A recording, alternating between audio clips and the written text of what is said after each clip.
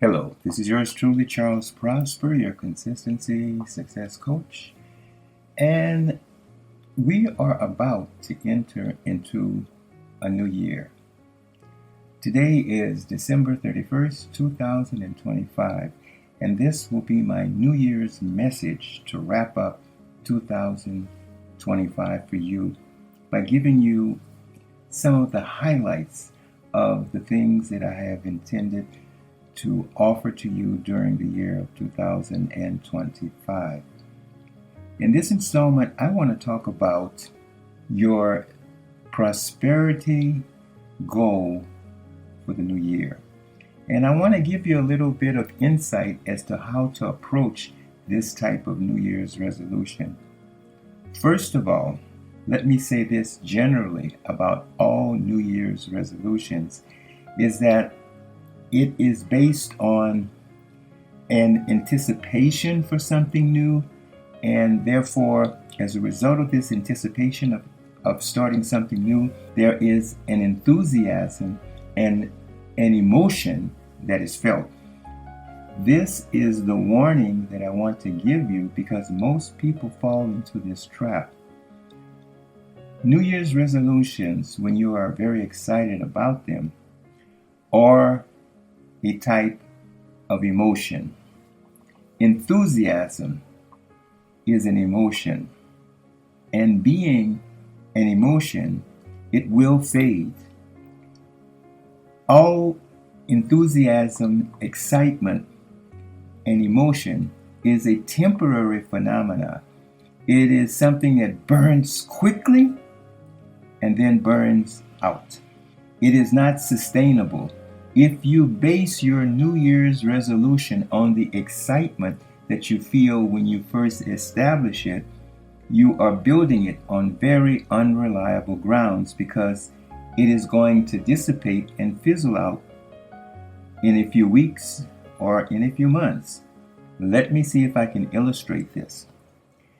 You have decided that you want to go back to the gym and get into great shape.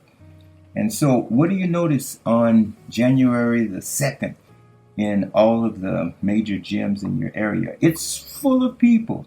Full of people. The gyms are full on January the 2nd and the 3rd as a result of all these wonderful people with all of the good intentions of starting their new year in a very positive and productive way. Now, fast forward 2 or 3 months until the month of, say, March or April, and that gym is not full of the same people that you saw in the first week of January. Or let's take another example. You purchase a brand new car, shiny new car. Let's say it's a 2026 Camry or whatever it is. And you're so excited when you have that new car smell. You're driving and the car feels so smooth. And anybody who waves at you that are standing at a bus stop that you know, you say, come on in, I'll give you a ride. But it's a little far. Oh, it doesn't matter. I'll take you there. So you're willing to give a ride to everybody that you see standing around the block because you want them to participate in the excitement that you feel of your new car. Now, fast forward this a few weeks, or better yet, a few months. And what happens? That excitement subsides, and that new car now becomes just transportation. What is my point in all of this? My point in all of this is that a New Year's resolution is a type of excitement, emotion, and enthusiasm. And being a type of emotion, it will dissipate. So you have to understand what sustains a goal once you start it. It is fine that you have a New Year's resolution. It is fine that you have a new goal. But you must understand that the thing that sustains a goal until its completion, it is something that's called commitment and clarity. Let me repeat that. Commitment and clarity is that which sustains your goal and allows it to move forward.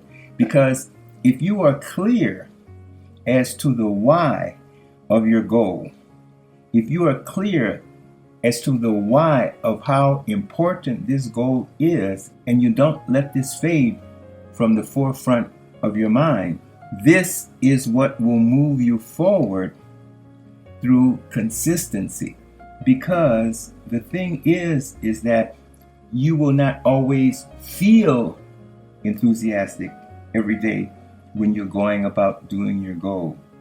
Some days you may not feel like it. Some days you may not be in the mood, quote unquote.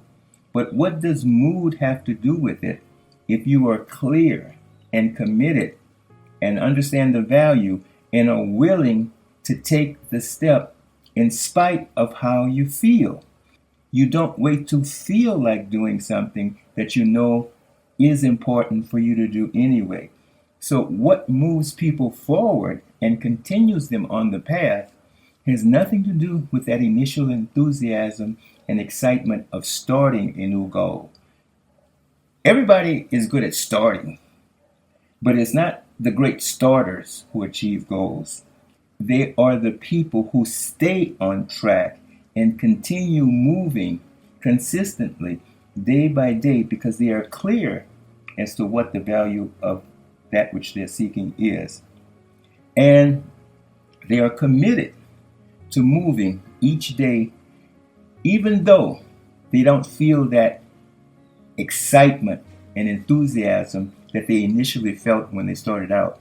This is not necessary, and this is not what will carry you forward. So you need to understand that once you establish your goal, let's say if it's a money goal, to start a new business, or to start a new job, to start at the gym, to improve your relationships, whatever the goal is that you have for this beautiful, wonderful 2026, you have to understand that what will keep you moving forward after the initial excitement and enthusiasm that you feel about the idea of starting is clarity as to why you are doing this and the commitment to do it each day through consistency. And it has nothing to do with how you feel. It is everything to do what you know that you need to do. And therefore you take the step of doing it each day and progressing each day because you know that this is what you have decided to do. So success in achieving your goal is a day-by-day decision. It has nothing to do with continual excitement, enthusiasm, and emotion, something that you cannot depend upon. What you can depend upon is your daily decision to move forward one step at a time because you are willing to do whatever it takes. Let me talk a little bit about the other aspect of starting a new goal for yourself in the new year. Be very discreet with whom you share your goal and your dream because not everybody is equipped, able, and willing to hear what you plan to do. There are basically two types of people that you need to be careful about when you go to talk with everybody about what you plan to do. There's a certain danger in doing this because of two types of people. The first type of person is the well-intentioned but misinformed person who gives you opinion just because he has one or she has one. Everybody has an opinion, and just because a person is able to give you an opinion doesn't mean it is an opinion that is worthy of following. Some people, in fact, the majority of people that you consult with are totally unqualified to give you advice as to what an important goal or objective that you have. So that type of person will only give you misinformed ideas, confuse you, and maybe even move you in the wrong direction if you take them seriously.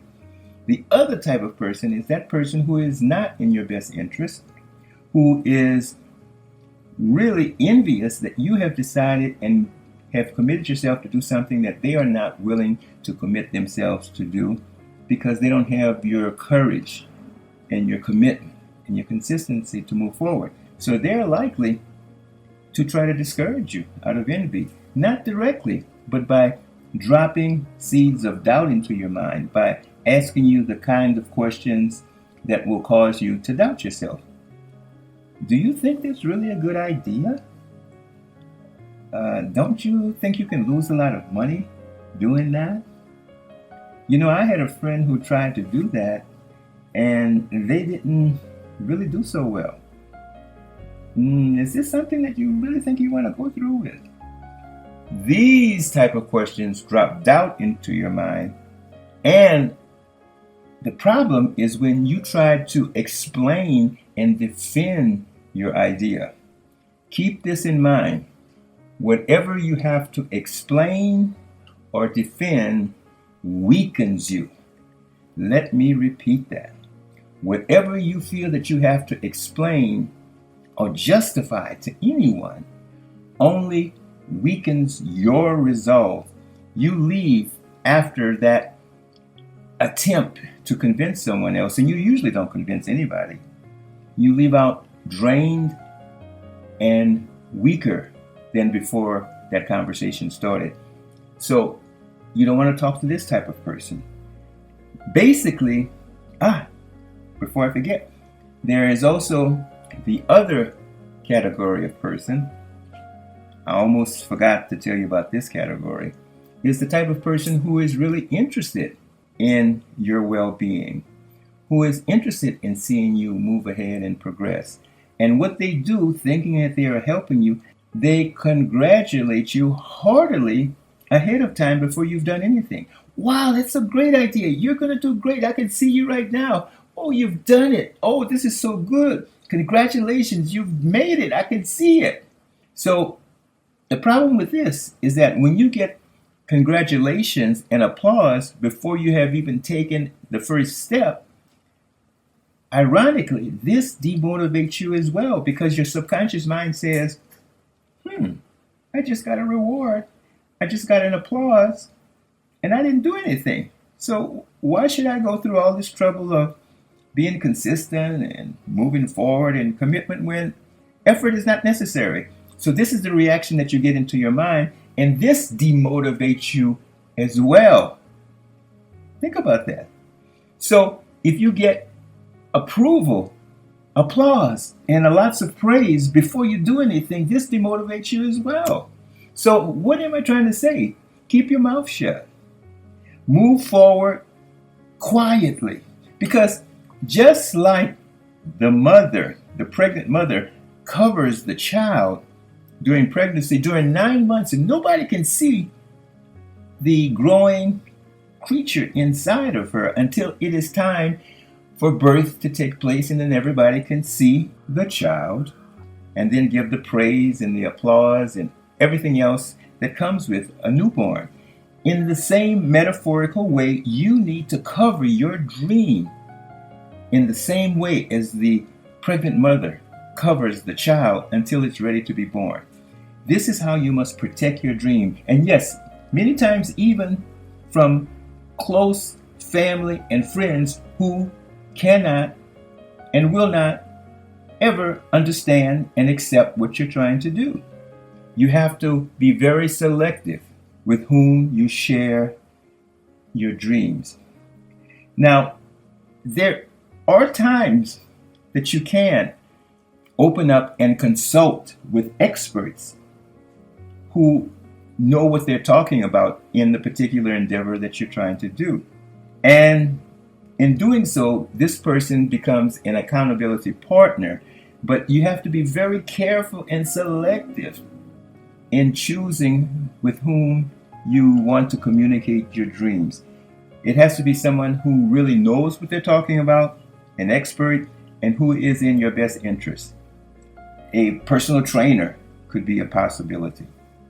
An expert in a particular field. Let's say you want to go into real estate, so you consult with an experienced real estate investor that'll help you move along, or a particular business that you're trying to do. You find out who is the best in that field, and you pay that person for the consultation. This is the type of sharing that you do, but usually This is the type of sharing that you do, but usually in the latter stages of having gotten started in doing what you're going to do, because you need to really commit and convince yourself that you're serious, and then along the path to help you move forward faster, you consult with the experts. But in the beginning stages, I would say be very discreet, be very quiet, set your goal, and move forward. The other thing that I want you to consider is the idea of controlling your money in the new year. You see, many people have what I call a money rejection complex. That is, it is not the amount of money that you have. It is not about how much you make as a salary. It is not how much you make or how little you make. What matters is how you relate to money. How do you see money? I usually like to ask a person, what is money to you? And depending upon the answer of that person, I will know what the future experience of money for that person will be. You have to relate to money with self-control and respect, and remove all impulsiveness when it comes to money. Because some people see money only as a means for self-indulgence, impulsive spending, and enjoying themselves. This type of person is always broke no matter how much money they have. And by contrast, a person who has a moderate income, if this person saves carefully 10% of their income during the entire year for the purpose of investing in a business idea, and if this person budgets and spends with consciousness and not with impulsiveness, the person who has the lesser of the two incomes will succeed more than the person with the high income and the impulsive spending habits. This can be seen easily in the person who wins the lottery. Many people who have this money spending impulsive consciousness to get rid of money as though it was something disagreeable, as though it was some type of disease. That's the way some people treat money. I just got to get rid of it. I just got to get rid of it. I got to remove it. The person who usually wins the lottery has the type of mentality where they're not used to having a lot of money all at once. And so when a person wins the lottery that doesn't have the money consciousness to handle money, they go into a money shock. And the money shock is, this is more money than I've ever had in my life. And so they literally feel uncomfortable. Can you believe this? And they have to get rid of this because they feel so uncomfortable with this, with so much money. Sometimes they feel guilty about having so much, and other people have so much less than they do. So what do? They start lending money, giving money to relatives that they didn't even know that they had, taking expensive vacations, buying unnecessary luxuries, not saving money for investment purposes to allow the money to grow. And it has been proven that after a few short years, the impulsive spending mentality person is back to where they started. So, in starting your New Year's resolution, keep these things in mind. You can achieve your goal. You can achieve your goal by understanding, one, that you don't need enthusiasm, emotion, and excitement to keep you going. You need commitment and clarity and consistency to move you forward each day. You need to keep your goal to yourself and not go around telling it to everybody who gives you an ear to listen. You have to save 10% of whatever it is that you receive, and do this for 1 year, and then invest this money in your business idea. This is how you will grow in 2026. You can do this. It's just a matter of planning, commitment, clarity, and consistency. Happy New Year. Prosperous 2026 to you. This is yours truly, Charles Prosper, wishing you as always to remain consistent and to be successful.